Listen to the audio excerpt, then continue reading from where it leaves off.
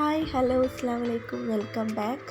അപ്പോൾ ഇന്ന് ഞാൻ വന്നിട്ടുള്ളത് നമുക്ക് വൈകുന്നേരങ്ങളിൽ ഈസി ആയിട്ട് ഉണ്ടാക്കിയെടുക്കാൻ പറ്റിയ നല്ലൊരു വലയപ്പത്തിൻ്റെ റെസിപ്പി ആയിട്ടാണ്. നമ്മളിവിടെ വലയപ്പം എന്നാണ് പറയുക, ചിലയിടത്തൊക്കെ കൈവീശൽ അങ്ങനെ എന്തെല്ലാം പറയും. അപ്പോൾ ഇതെങ്ങനെ നമുക്ക് ഉണ്ടാക്കുന്നതെന്ന് നോക്കാം.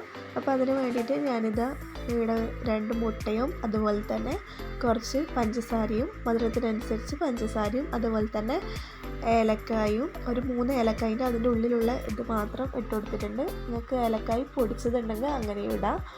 അപ്പോൾ ഇതാ അതൊന്ന് നല്ലോണം മിക്സ് ചെയ്തതിന് ശേഷം അതിലേക്ക് ഞാൻ മൈദ ഇട്ട് കൊടുത്തിട്ടുണ്ട്. ഇപ്പം ഞാനിത് കുറച്ചേ ഉണ്ടാക്കുന്നുള്ളൂ, അപ്പോൾ അതിനനുസരിച്ച് മാത്രമേ മൈദ ഇട്ടിട്ടുള്ളൂ. അപ്പോൾ നിങ്ങൾ എത്രയാണോ ഉണ്ടാക്കുന്നത് അതിനനുസരിച്ച് എടുക്കുക.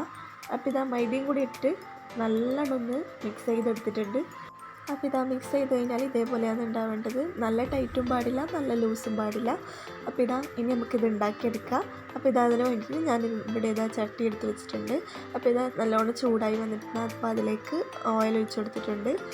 ഇനിയിപ്പോൾ നമുക്ക് ഇതൊന്ന് റൗണ്ടിൽ ഇതേപോലെ ചുറ്റിച്ച് കൊടുക്കാം. നമുക്ക് സ്പൂൺ ഉപയോഗിച്ചിട്ട് തന്നെ ആക്കാം കേട്ടോ. പണ്ടുള്ള ആൾക്കാരൊക്കെ ചിരട്ടയിൽ ഹോൾസ് ആക്കിയിട്ട് അങ്ങനെയാണ് ഇത് ഉണ്ടാക്കിയെടുക്കൽ. അപ്പോൾ ഇതാ ഇല്ലെങ്കിൽ ഒരു ബോട്ടിൽ ഹോൾസ് ആക്കിയിട്ട് അങ്ങനെ ഉണ്ടാക്കാം കേട്ടോ. ഞാനിപ്പോൾ ഇത് സ്പൂണിൽ തന്നെ ഉണ്ടാക്കിയെടുക്കുകയാണ് ചെയ്തത്.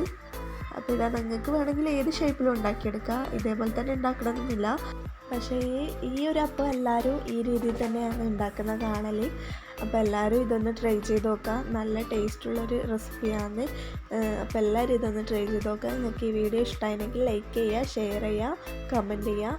അപ്പോൾ ഇനി നല്ലൊരു റെസിപ്പി ആയിട്ട് അടുത്ത വീഡിയോയിൽ കാണാം ഇൻഷാ അല്ലാഹ്.